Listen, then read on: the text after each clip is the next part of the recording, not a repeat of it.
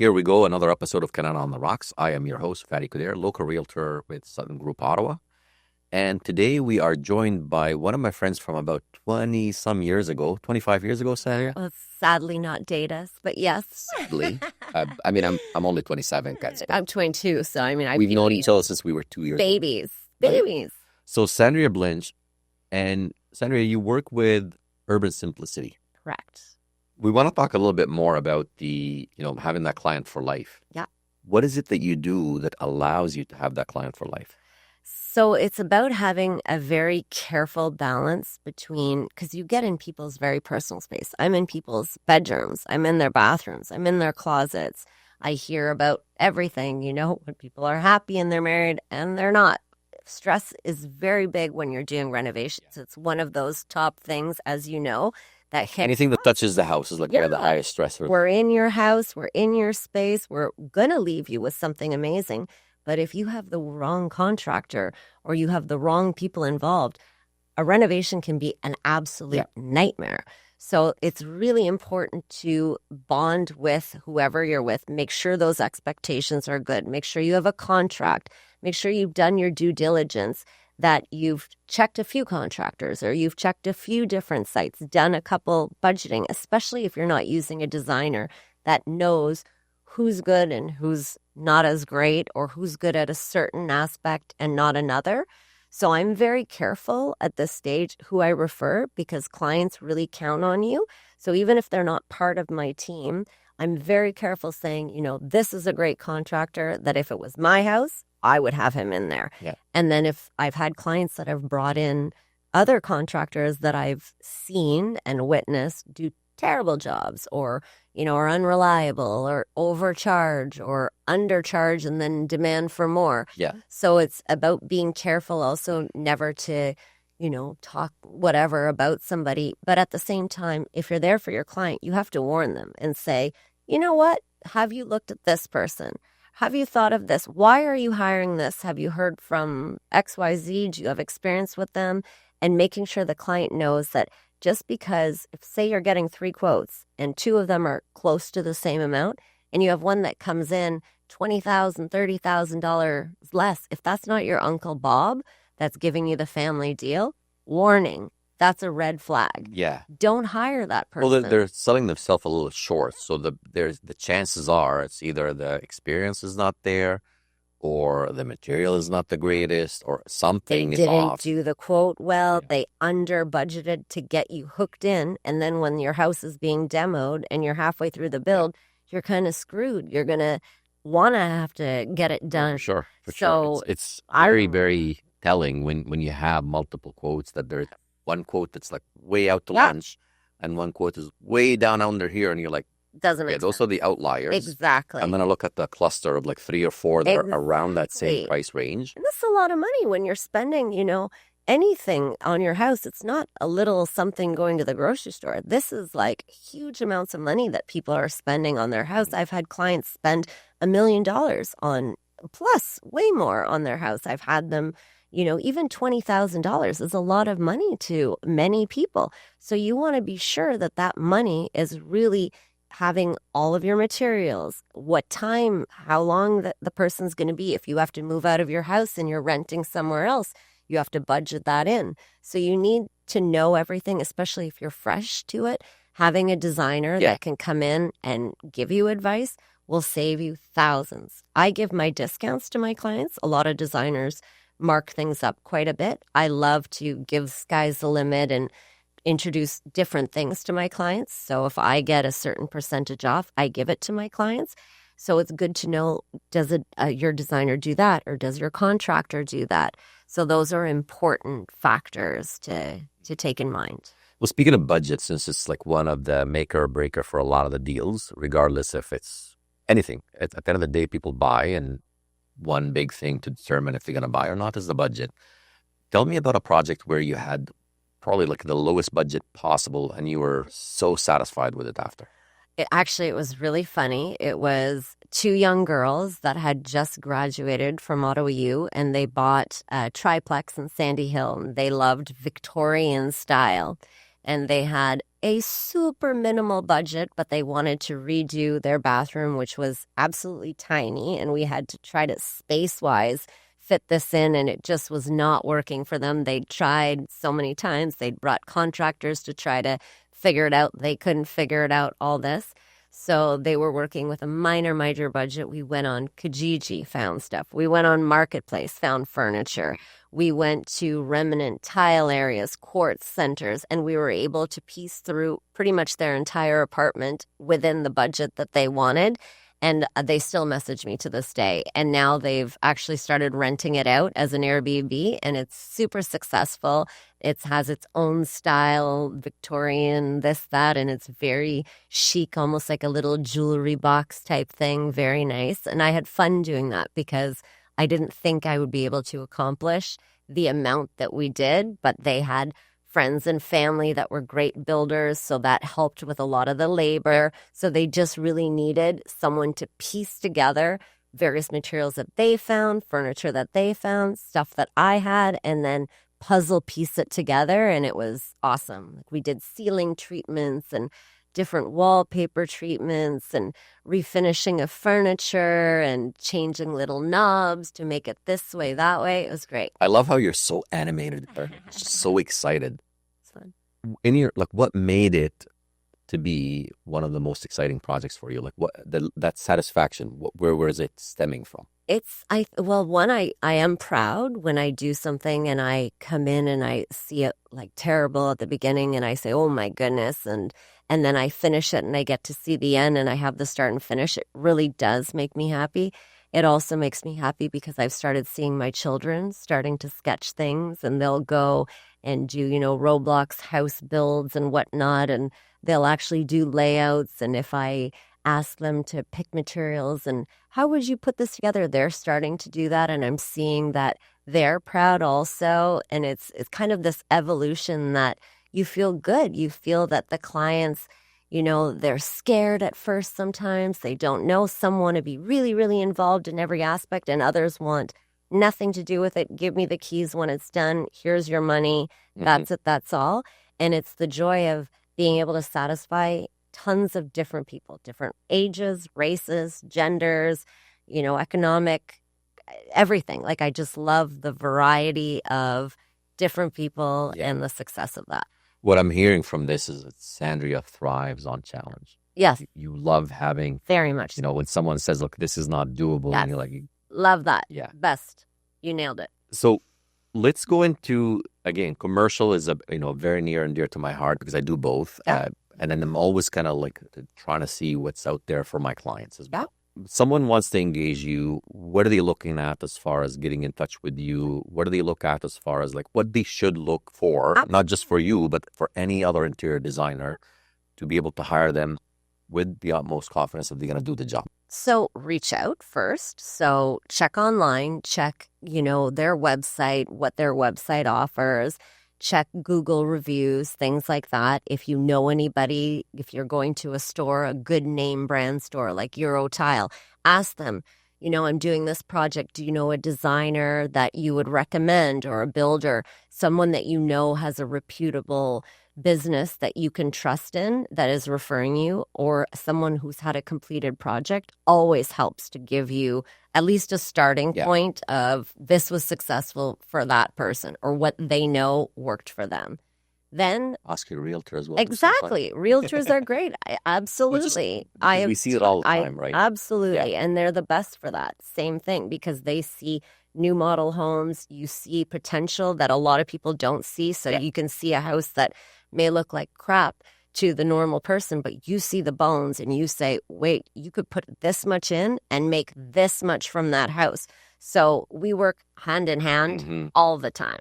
And it's actually, I love that you brought that up, like the whole being able to see it. Like, I'll tell you a story of one of my clients recently. I was with her Tuesday for like some sort of a holiday party, and she was bragging about what we've done. Amazing. We were actually able to take on a home that we knew, like, it's going to fit everything. It's got the backyard she's looking for, the area, the whole 9 yards. Huge area. But it was missing 2 bathrooms. Now, easy peasy. when we looked at the way that one of the bathrooms is designed, So she had this one sort of ensuite bathroom, and she's really missing. Could split. And unfortunately, that ensuite has like a cheater door. So what we were able to imagine together, and I'm help her with, obviously like measuring and all of that stuff. And I'm like, listen, like just based on what I see from the measurement, we could easily There's fit one more. 2 bathrooms in here. Perfect. You have your own, and then maybe, you know what, instead of We having added one.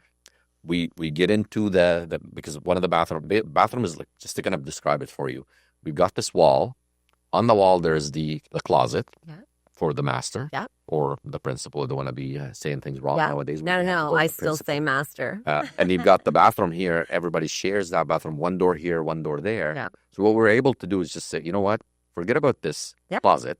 Increase the size of the bathroom. Instead of having the bathroom like this, have one bathroom like this and then another bathroom like that. Love it. You have a bigger size now. Love it. 2 different bathrooms, one with a shower. Private, the other there. Completely. Amazing. And take that closet, put it on the other wall, and take some of that next room, because that next room also requires a bigger closet, and there's space. Beautiful. So we were able to imagine it together. She just sat there and she's like, I'm not really sure. We brought in 4 different contractors to take a look. Long and behold, one of them came back with the sketches. And that's what you need, a rendering here and there for those clients. And then we went downstairs. We pictured the same thing. We got a bathroom as well downstairs in the basement. The plumbing was all there and everything. Yeah. So like sometimes renderings help so much. Exactly. But you start it. And that's the thing is so many times I've had that exact thing where a contractor or realtor calls me for exactly that. The client can't see what you're seeing. So they say, please, can you put this on paper to show them it is possible?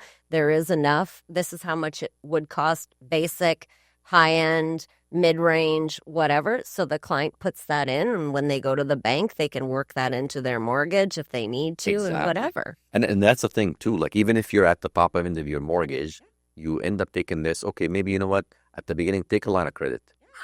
And do just that construction loan. Go back to the bank a couple of years later and maybe do remortgage, extend the mortgage, get a lower payment even. Yep. And you got yourself a much bigger house. Absolutely. That house automatically went up $50,000. The construction would have only cost her about $40,000. Yeah. So she's making money. Boom, boom, you know what I mean? Absolutely. And that's $50,000 right there. Right there. You wait another 3 or 4 years, that $50,000 is going to be $100,000. Exactly. So absolutely. And imagination. That was a prime example.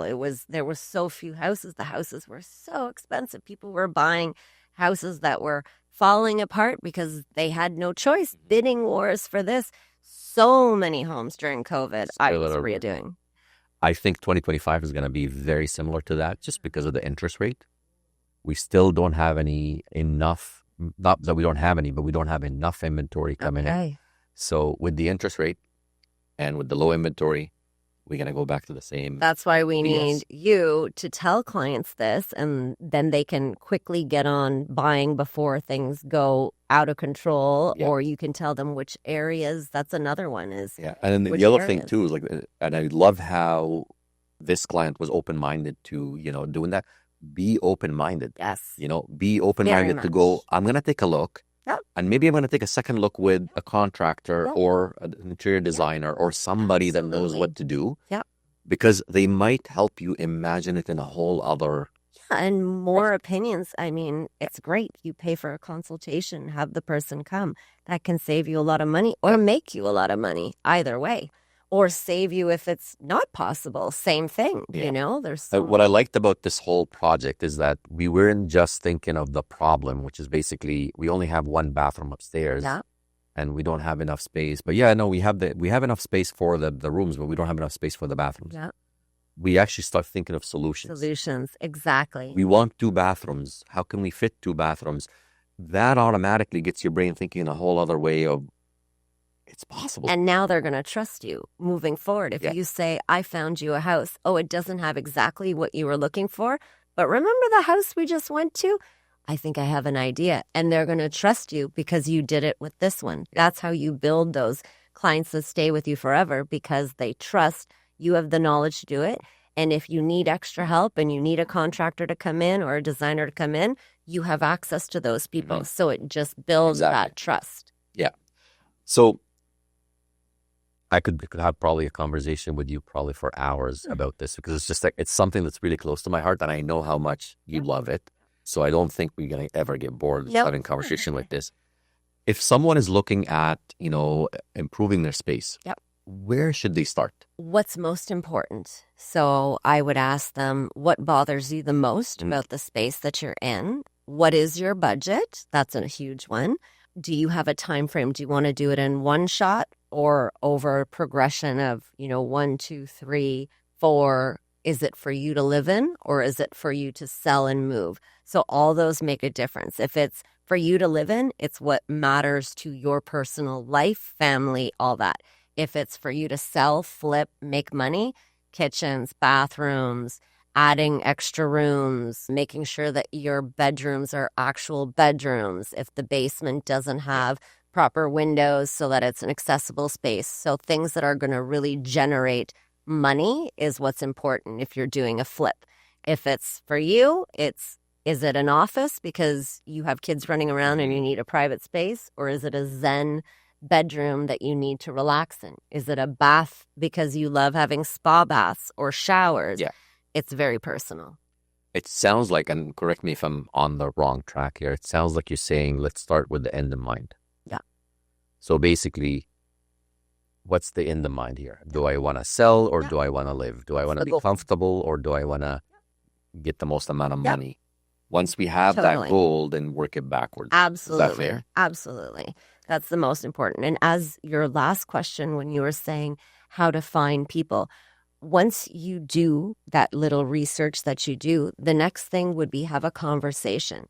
And if you're having a conversation and the designer is answering your questions and you feel that they're hearing what you're saying and you have a rapport, that go with your gut as well. Then meet with them. And then after your first consult, I won't sign anything until I have the first 1 hour consult. And then I'll usually put that consult into the big picture of, the client's contract and whatnot. But it's making sure that you guys gel.